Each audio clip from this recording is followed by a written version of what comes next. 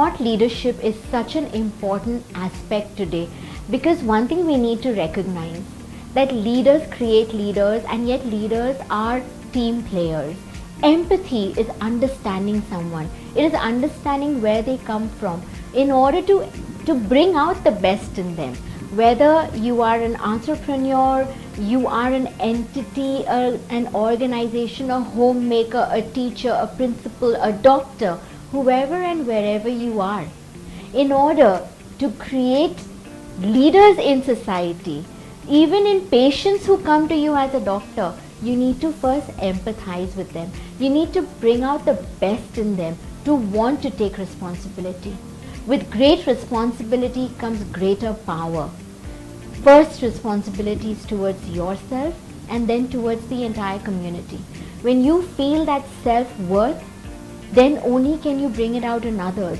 As a leader, and especially thought leaders of today, you contribute to bringing out the best in everybody around you, even in your own organization. Somebody comes to office, they've come after traveling, lots of traffic, or maybe on the train, and they've had a very bad morning. They come to their desk and you ignore them. You're apathetic towards them. You're not contributing towards them being productive for the day. You in fact push them lower on the rung of energy. Similarly, if somebody comes in and you go and you make them believe that they are a victim of the circumstances, you're not empowering them. A thought leader will empower their team by making them realize that every problem comes with a solution. Breathe, rest, and then let's start the day. Thought leadership. Let's walk along together. Let every team member bring out the best within themselves, and that only a thought leader can do. Because you're not here to be autocratic as a leader. You're not here to dictate. You are here to run an organization democratically. And that is healthy leadership, where everyone's opinions, thoughts, ideas are not underestimated but are given a chance to be voiced. Because you never know which of your team members may have a beautiful idea that is being ready in their mind to actually take your business and your industry to the next level. Let's not underestimate anyone. Everyone is a born leader. Tags of team membership, tags of leadership does not make anyone sit in authority and therefore the other one be undermined. No, we are all leaders. We all need to lead our own bodies. We all need to guide our own bodies into healthfulness. And that is what you bring to your leadership in the organization.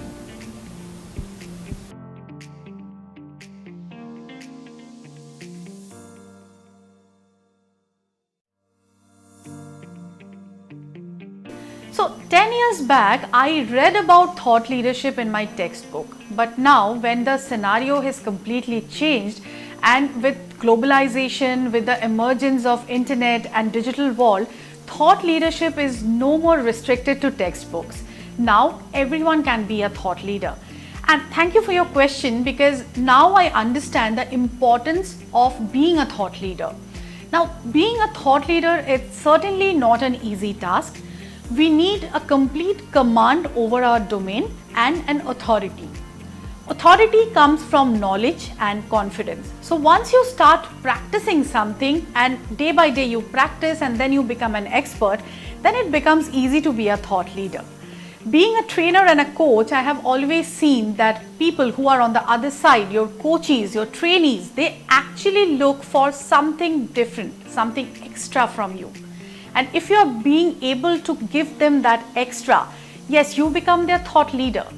So when I started practicing it, I was not practicing this very consciously. I was just focusing on my concept, I was focusing on my thoughts, my creativity.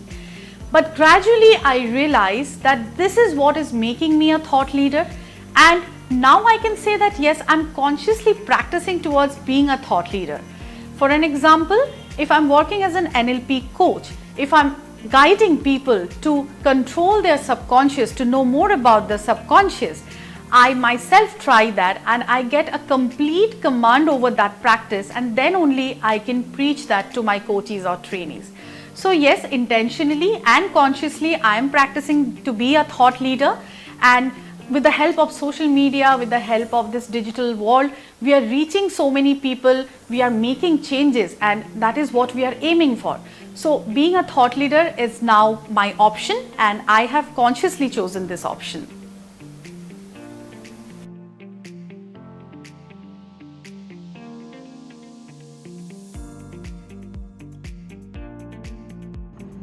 Either it's at home or at Fitza, I follow the same rule book of being attuned to the deservingness that I am. I always subscribe to the idea that you are the one who can either block or rock the world. Now, about inspired action at Fitza and to translate the thought leadership, myself along with the core team have built the most easy, smart, accessible, budgetable, user-friendly mobile application that is highly intuitive and promotes self-care as a lifestyle choice with every feature that is required for a well-being program. Now that is at all the levels, that's mind, body and soul. And I believe that when one feels inspired to mindfully act towards their health and the harmony, we can achieve the goal together for developing a healthy community.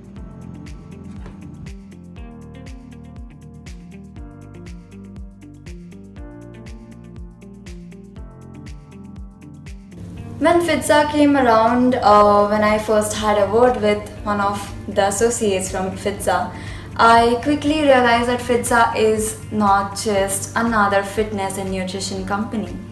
They are very well focused on wellness and fitness both. So the entire focus is on mind, body and soul. And for me, bringing about this holistic change is very, very important. We are in a world full of billionaires, millionaires. We are in a world full of everyone competing to be on the top of the pyramid.